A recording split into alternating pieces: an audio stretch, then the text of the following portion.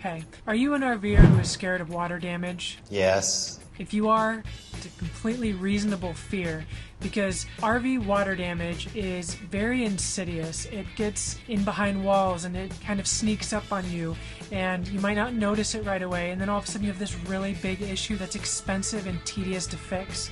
So one of the best ways to avoid having water damage is going to be your scheduled maintenance, and I highly recommend following a scheduled maintenance checklist because this is an easy way not to miss your maintenance. But one of the things is replacing your sealant, and this also includes replacing your insert molding on your roof or cap of your RV. So when I was on my roof recently, I noticed that I had sealant that was peeling away from the RV roof, and I also noticed that I had cracking in the insert molding. So what I'm going to do is I'm going to show you an easy way to replace that insert molding and to clean off that old sealant and replace it with some new stuff. So it's really easy. I can do it myself. It takes a little bit of time just because you have to do it the whole length of the RV, but it's absolutely worth it for the peace of mind. So I'm going to show you how it's done. Alright, now up on the roof you see this insert molding and it is cracked.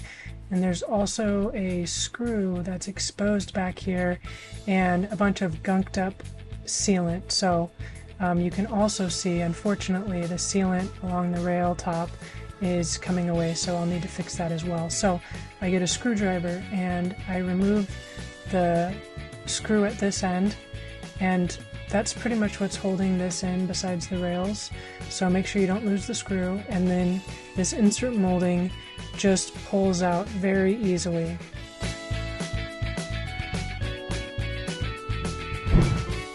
Alright, so now we're back at this end and we have to screw this in to secure it. And the first thing I want to show you is the way this goes. It's kind of got a natural curve to it that goes upward. That is the part that sticks out. So you kind of maneuver this with your hands so it fits in between the upper and lower rail. And then you need to poke a little hole in the insert molding so you can fit the screw in. I just use a razor knife, but you can use an awl. Make sure not to cut it, and then, yeah, then you should just be able to insert the screw into the screw hole. And once that's secured, you can continue to secure the insert molding down the length of the track. I will note that this is easier to maneuver if it's been sitting out in the heat. It doesn't have to be super hot, but I left this outside, and by the time I was ready to start installing it, it was really easy to maneuver with my hands. I like to stretch the insert molding out so it's easier, kind of keeps it taut so that I don't have to continuously try to unravel it as I'm going.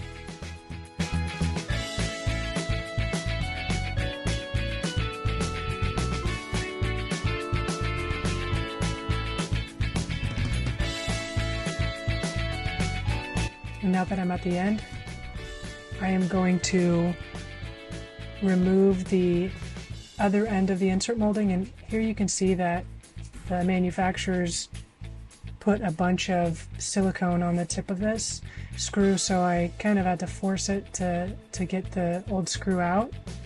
But once I do that, I can successfully remove that old strip of molding and then make sure to keep the screw. Then do the same thing I did on the other end, and that is pop a little hole in it, cut it down, and then I should be able to screw it in just like the other side.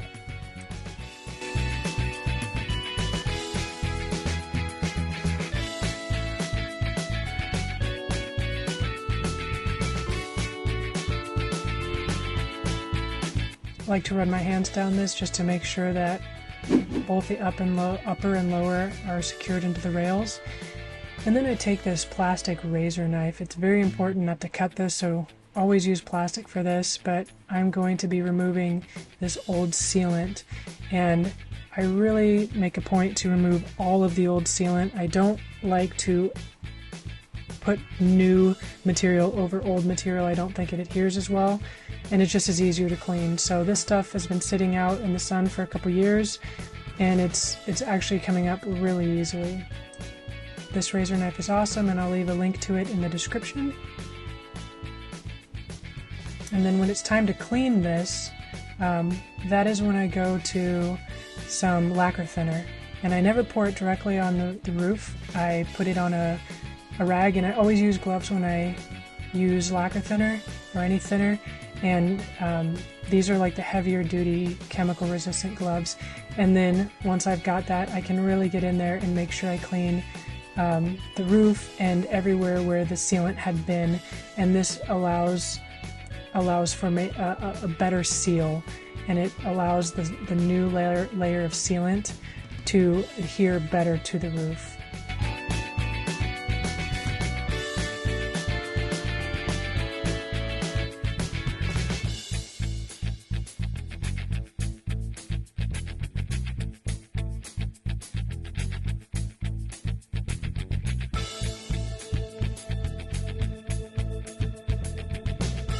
So this is a tiny rail, so I want to make sure I'm using a smaller bead, and I've also need to put sealant on the front of this insert molding up front.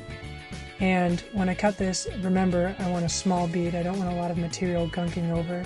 And I choose to use with this one some Proflex RV, and this is great, but I also use the Dicor. I would use the non-self-leveling for this.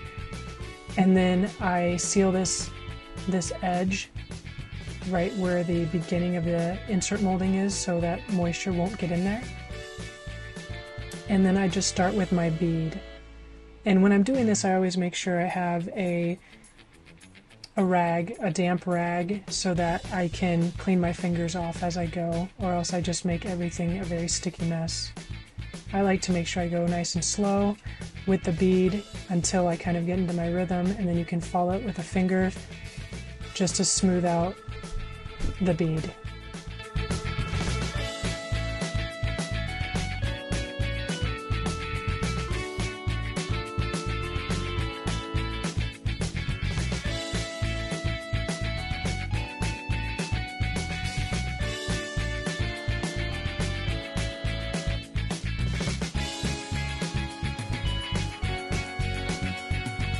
This whole process takes time. It's important to take your time while you're doing this. You want this to be as clean as possible, and you want to make sure that you get the sealant applied correctly so that you don't have any leaking and that it lasts a long time. And it's also important to make sure that you are scheduling this for a time when you're not going to have rain, preferably that day, just so that it has time to cure. I hope that you found that helpful. As you can see, it takes a little bit of time to move down the length of the RV, but it really isn't a tiring process. It doesn't take a lot of physical anything. It's very simple to do. And I did one side of my RV, and I'm going to do the other side tomorrow. So very simple, and I'm so glad that you came to this video to learn how to do it. And I hope it gives you the confidence so that you can do it yourself. And you can check out the description of this video for links to any of the materials that I used in this video. And other than that, please leave me a comment. I would love to hear your opinions on this video or any ideas for other content. And also don't forget to subscribe. Have a good one.